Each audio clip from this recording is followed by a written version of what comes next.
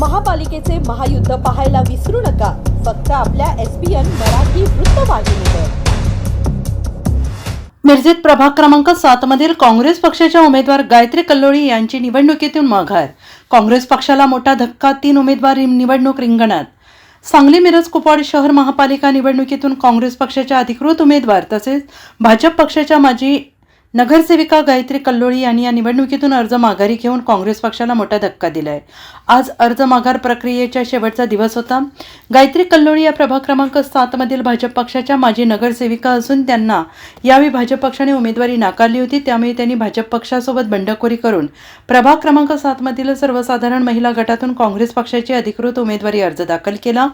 काँग्रेस पक्षाने तिकीट देऊनही त्यांनी आज निवडणुकीतून अर्ज माघारी घेतल्यामुळे सगळीकडे चर्चा सुरू झाली आहे। आता प्रभाग 7 मधील या गटामध्ये भाजप उमेदवार बानू मुसा जमादार, राष्ट्रवादी शरद पवार गटाच्या सुवर्णा विराज कोकणे, शिंदे शिवसेनेच्या लतिका सूर्यकांत शेंगणे हे 3 उमेदवार निवडणुकीच्या रिंगणात उभे राहिले आहेत। या गटामध्ये एकूण 11 उमेदवार निवडणुकीच्या रिंगणात उतरले होते, त्यापैकी 8 उमेदवारांनी आज अर्ज माघारी घेतले आहेत।